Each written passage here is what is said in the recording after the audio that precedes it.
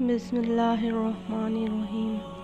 ابوالحسن سراج رضی اللہ تعالی عنہ کہتے ہیں کہ میں ایک مرتبہ حج کو گیا۔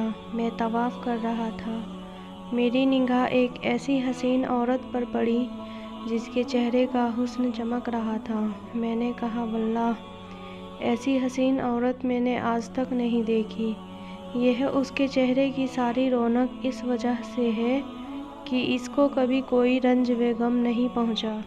اس نے میری یہ بات سن لی۔ کہنے لگی تم نے یہ کیا کہا؟ واللہ میں غموں میں جکڑی ہوئی ہوں اور میرا دل فکروں سے اور آفتوں سے زخمی ہے اور کوئی بھی میرے غموں میں میرا شریک نہیں رہا۔ میں نے پوچھا کیا ہوا؟ کہنے لگی کہ میرے خاوند نے قربانی کی ایک بکری ذبح کی۔ میرے 2 چھوٹے چھوٹے بچے کھیل رہے تھے اور ایک بچہ دودھ پیتا میری گود میں تھا۔ میں گوشت پکانے کے لیے اٹھی تو ان دونوں لڑکوں میں سے ایک لڑکے نے دوسرے سے کہا کہ تجھے بتاؤں کہ ابا نے بکری کس طرح ذبح کی؟ اس نے کہا بتا۔ تو اس نے چھوٹے بھائی کو لٹا کر بکری کی طرح ذبح کر دیا۔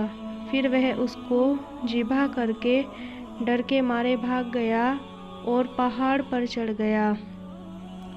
وہاں ایک بھیڑیے نے اس کو کھا لیا۔ باپ اس کی تلاش میں نکلا اور ڈھونڈتے ڈھونڈتے پیاس کی شدت سے مر گیا۔ دودھ پیتے بچے کو بٹھا کر دروازے تک گئی کہ شاید خاوند کا کچھ پتہ کسی سے ملے۔ تو وہ بچہ گھسٹتا ہوا ہانڈی کے پاس پہنچ گیا جو چولہے پر رکھی ہوئی جوش سے پک رہی تھی۔ اس کو جو اس نے ہلایا وہ پکتی پکتی اس پر گر گئی جس سے اس بچے کا سارے بدن کا گوشت جل کر ہڈیوں سے الگ ہو گیا۔ میری ایک بڑی لڑکی جو اپنے خاوند کے گھر تھی، اس کو جب اس سارے قصے کی خبر پہنچی تو وہ خبر سن کر زمین پر گر گئی۔ اسی میں اس کی بھی موت مقدر تھی، وہ بھی مر گئی۔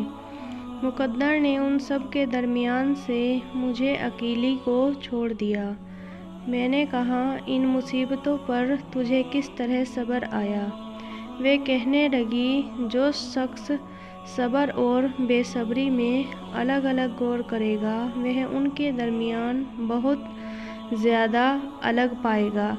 صبر کا انجام اچھا ہے اور بے صبری پر کوئی اجر نہیں ملتا۔